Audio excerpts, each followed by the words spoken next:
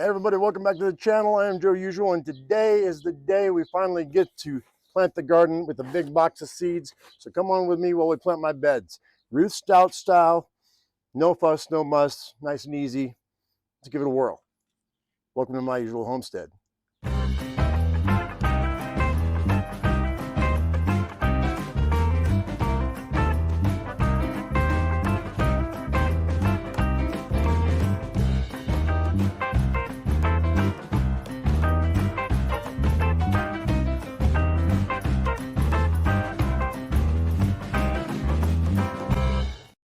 Okay guys, it's late in the afternoon and I needed to get this going because it's going to be dark soon, but the light is so bright that it's kind of hard to record, but hopefully it's going to look okay.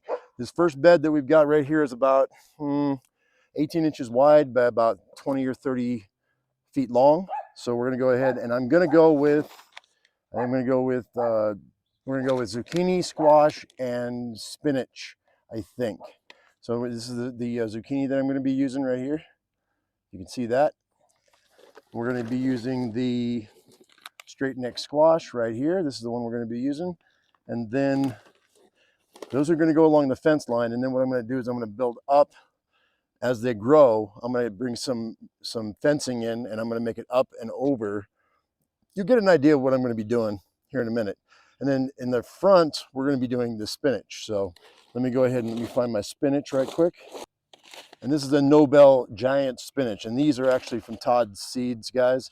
I really like these seeds. They've always done me right. So give them a try. You can find them online.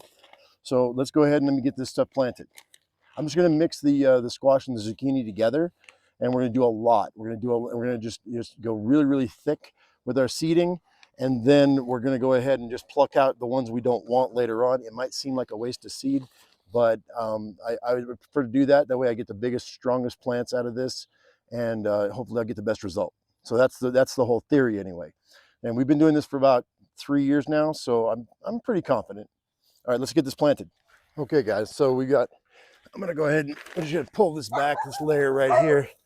Just dig in, just like so. I'm not even gonna bother digging in the dirt. Ruth Stout is all about less work, more result. So just a little bit away from the fence line, I'm going to go ahead and just make a little divot in this straw that we've added. And I've wet this straw down considerably, but that was a couple of hours ago. But down here in the soil, it's nice and moist. So it's doing really good. I'm just going to go like this. And hopefully the birds won't get to it. Now this is only half of it. You can't see the other half. But I'm just going to show you this, and then we'll go ahead and finish the whole thing. Now this bag of seeds is going to last me for a good length of time, number of years. I'm just going to go pretty generous with these. There we go. Those are my straight neck squash, and then we're going to go with the zucchini right after it. And when the whole theory behind this is we're going to be, like I said, pulling out the ones that are not very strong and leaving the ones that are. And we're going to have a lot of squash and zucchini this year, a lot. Now these should sprout in the next couple of days. Hopefully the robin and the finches and the other birds don't come in and dig in here. They shouldn't, but I'm putting in enough hopefully that if they do get hungry, then they can have theirs and I'll still have mine. So that's going to be this half of the bed. The other half is going to be the giant spinach. I'm going to go all along here. We're going to go with the giant spinach right in here. So I'm going to dig a little divot like I did before. Don't want to dig in the soil. I want to leave it alone and let the plant do all the work. Now, I ordered a 1/4 pound of seed. That's a lot of seed. That's a lot of seed. Like I said, hopefully if the birds want some, they can have some. But most likely, this should almost all grow up here. And I want spinach. I want a lot of spinach. So we're going thick, going extra thick. All right, that should be more than enough. And we'll see results in 8 or 10 days. Things will start to pop up, which would be nice. Shouldn't take long for the spinach to pop up. This is giant spinach. So I'm hoping that we have an early harvest and it'll last me almost all summer. And I'm just gonna pat this down a little bit, just a little, to try to keep those little baby birdie feet out of stuff. We hope. We hope. All right, so that should do for that, and I'll do the other half right now.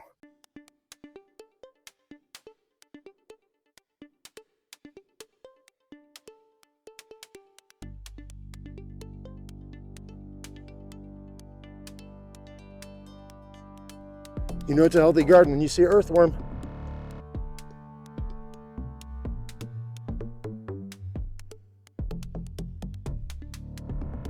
There's another one right there. Ooh, and another one right there. All right, we cover him back, and then we're ready to go to the next bed. Okay, last year, this bed right here was filled with beans. As you can see, the beans are still on this fence a little bit. I just left them. There's a couple in here that were left from last year. I'm gonna go ahead and I'm not gonna do beans here this year because I'm gonna rotate my beans out so we can give nitrogen to the other soil. But this bed right here should be filled with plenty of nitrogen. So what we're gonna do here is I'm gonna do radishes and carrots in here, is what I'm thinking, because this wall right here will give me a little bit of shade in the morning. And then in the afternoon, what I'm gonna do is with these other beds right here, is we're gonna go ahead and I'm gonna plant sunflowers all along this eastern side edge on all of the beds, right? So all the beds on the eastern side are gonna have sunflowers, so it shades them in the morning, shades them in the afternoon. You know, so that's the plan anyway. So we're gonna have a lot of sunflowers, black oil sunflowers to be exact. All right, so what I'm gonna do is we're gonna go ahead and put this down here where you can see. Actually, I've changed my mind, guys. We're gonna just do beets and we're just gonna do radishes. So I'm gonna pull this back here. Half of this is gonna be beets, the other half is gonna be radish. So we've got these cylindra beets right here. I don't know if you can see that. Then those are the really, really thin ones. So that should be fine. We're literally going to take up half of this bed, and then the other half is going to be radish, because the beets are going to take most of the season. So we're going to put them further away, so I don't have to mess with them. So whenever I go to get my radishes, which only take like a month, we shouldn't have an issue. I should just be able to grab these from this side, and it should be fairly easy. All right, healthy dollop of beet seed. And I will water all of this healthily again. As you can see, this is really, really wet, super wet. I'll be watering this. Some of it's not too wet, but a lot of it was really super wet when I pulled it out of the pile.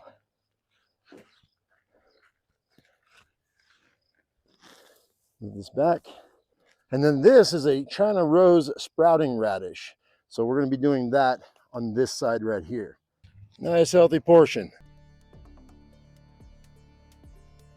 Okay guys, from here on out, I'm just going to go ahead and use the rake rather than use my hands, because my back's kind of getting to me. In this area right here, we're just going to pull this back, and I'm going to put in sunflowers along the eastern side of every bed. And that way, when the sunflower comes up, it'll shade everything on both sides. If I go thick enough, we should have almost a wall of shade. That's the theory. So I'm going to pull back all the eastern side of all those beds, and then I'll go ahead and plant the black oil sunflower. I'll show it to you in just a second, and then that'll make it a little bit faster. There you go, black oil sunflower. Okay guys, so right here in the middle, I'm going to go ahead and put in this daikon radish. This daikon radish is probably not going to be harvested until the end of it's a Japanese minwase. Japanese minwase radish. We're going to put that right in the middle of this row because it's not going to be harvested till the end, so it's going to let it go. So all of these radishes probably be two side by side all the way down. And then on the other side, we're going to do dwarf Siberian kale. Now this kale, I'm going to be picking over the course of the season, so we'll put this on the end. And so that's the three that we're going to do, is the sunflowers, the daikon radish, and the kale.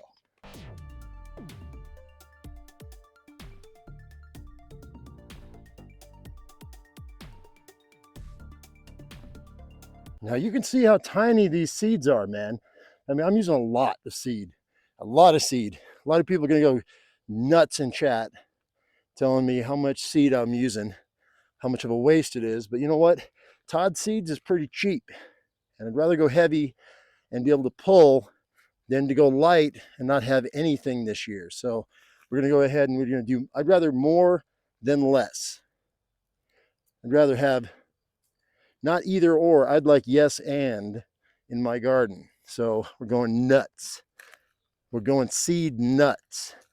And I'm not tamping it down a whole, not real heavy. It's really light tamp, just to kind of keep the moisture in, the birds out, keep the wind from blowing all that straw away. That's pretty much what it is. Okay guys, so what we have right here are garlic chives and then regular onion chives that we went ahead and it came back from last year. So that's really nice that they came back. So what I think I'm going to do here is I'm going to keep with that theme. And right here on the other side of those, on the other side of that, those sunflowers, I'm going to go ahead and I'm going to go with some more evergreen long white bunching onions. So we're going to get these are burpees. I'm going to do those in the middle. And then I think on the other side, I'm going to go ahead and we're going to knock out some okra, which I grew last year. So this is some of the okra that I grew last year. They're all dried out and ready to go. I'm going to crack these open and we're going to go ahead and get a lot of okra plants. I'm liking it. So the thought behind this, guys, is that the onions and the okra are going to be seeded together so that the okra will shield the onions, even though I don't think they're going to need it. I think it's going to be fine. But they're so small, these seeds, that I'm just going to scatter them all the way through. And if they come back next year, they come back next year. And what will happen, I'm hoping, is that once they grow, the okra, like I said, will shield the onions. We hope. So this is all of that pack. We'll just scatter this liberally through here. And what I'm going to do is I'm going to use these onions, I'm going to dry them out. And we're going to use them for seasoning throughout the year. So I get more out of it by cutting the tops and drying them and then mincing them than I will with big onions. So I get the same flavor. I can pull the whites, I can chop those up, take them off of the greens, put those in bags and freeze them. And so we'll have these nice white onion bottoms and these dried chive type tops. So we're going really thick with this because I want these everywhere. I want to be able to come out here every single day and cut some and have them drying in my dehydrator, so we can have this all year long. I want a whole year's worth. So we're using a lot of seed here. And then, like I said, well, I'm not going to use all this last pack because it's a lot of seed. I think we're going to go ahead and just use half the pack, half the second pack. There was half of the first pack and half of this pack. So it's about a pack. So it's about a $2 batch of onions right there. Now okra is kind of like my guilty pleasure. This is something I'd like to come out and pick and eat raw in the garden. So hopefully we can get a decent amount out of these. Let's see, I want to say there's probably about 15, 20 seeds right there. Let's go ahead and just plant those in there. Like I said, the small ones will get pulled. The big ones that survive will get used. I'm just going to go ahead and just kind of scatter, shred. And hopefully that's going to do what I want. I'm going to do more than one though. I'm going to use the biggest ones that I had last year. This is really big. It's like, I don't know, probably, I want to say 8 or 9 inches. No, it's probably, yeah, it's about 7 inches, probably. Hopefully we'll get bigger ones this year from the big ones. Okay, this next bed, we're gonna go with the burpee tomato beefsteak, the super beefsteak. And it says bigger yields and disease resistant. So we're gonna go ahead and put that in the middle. And then after, on the other side, I'm gonna go ahead and we're gonna go with cucumbers. We're gonna go with the Milano slicer cucumbers. And then that way I can go ahead and I can build up this big dome and just fencing and everything else to hold these things up. I'll put tomato cages up with the ones I keep. And then I'll do a big cage for the cucumbers to grow on. I'll make a trestle once they grow up. Now, With the tomatoes, the thing with that is 3 or 4 tomato plants is more than I actually need, but I'm going to use this whole pack because I don't know how many I'm going to get. Normally I'll do starts, and we're starting kind of late, so I kind of want to get as many as I can get and get my and have my increase my odds, I guess is the word I'm trying to say. I want to increase my odds. So we're using it. There's gonna be a lot. I don't need this many tomato seeds. There's no way. So that's kind of what I've got right there. I don't know if you can see that. Not many, but it's more than I need, like way more. And just sprinkle. Oh, that was way too many. Sprinkle these in the middle here. And I might pull these out. Like if I'm careful, I might be able to pull these out and sell them or give them to my mother to take to her farmer's market and sell them as starts. So any of the stuff that I'm pulling out, I might be careful about it. I might actually just sell starts at the farmer's market. So that's probably the smart thing to do if you're going to do something like I'm doing. Is just to pull them, be careful, put them in a pot, and then grow them and sell them to somebody who can use them. That's probably what I'll do. And I'm also using all of these cucumber seeds in this container, so that's quite a few. I don't need all these seeds, but you know what, like I said, I think I'm going to just go ahead and if I can get them out and they can survive in a little seedling pot, we might, in a month, we might actually have a bunch of starts that we can just sell at the farmer's market, because that makes more sense to me than anything. So if even a quarter of these grow, if even 10% of these grow, then we're going to have way more vegetables than we know what to do with. Okay, guys, so for this last bed, I've got a couple of carrots. I've got the short and sweets, and then I also have the Danvers half longs right there. So we're going to go ahead, I don't know if you can see that or not. Anyway, so we're going to do 2 different types of carrots. So I'm going to be splitting it, I think, half on one side, half on the other side, and we'll see what we come up with. I'm not really sure how I'm going to do it. I think I'll do the short and sweets in the back on the south side, and then we'll do the half longs on the north side. Now carrots are a tiny seed too, so I think I'm going to do the same thing. I think I'm going to go ahead and just use a lot of seed, like all of the package. I don't need the whole package, but we're going to do it anyway, because then when they start growing, what I can do is I can go ahead and I can thin them out, and the whole carrot is edible, so it doesn't matter. Whole carrot is edible, so I don't care. So even if I pull it out, I can just put it in the pan and it'll be good to go. It can be eaten. So that's what we're doing. I'm just going to go really thick, like the whole package for half. And like I said, we're going to go ahead and we'll thin it out after we're done. That's a lot of carrot seed though. I don't know, that's a lot of carrot seed. Let's go thick on the middle here. And that's only half. And we'll do the other package, which is going to be the Danver half long, is going to go right here. So that's what we're going to do. Danver half long. Don't worry, I'm picking my garbage up. I am picking my garbage up. Whole thing. So we're going to mix in the short and sweet, the short ones and the half longs together in the middle there. That's okay. Just gonna, like you're seasoning a steak or something else in the kitchen. Go up and just rub your thumb back and forth, and we're good to go. All right, I'll put that back and we'll see what we can do. Okay guys, there's 4 things I didn't plant today. I didn't plant the microgreens that I said I was going to plant. We're going to plant those in a future video. I've also got these are actually, I found out these are bush beans. I just realized they were bush beans, not the vine beans that I'd used last year. I'm going to go back and see if I can find any that I have dried out that might sprout. I'm going to do that this next week. And then we also have these Wando peas that I didn't get a chance to check out. So, I mean, I didn't get a chance to plant.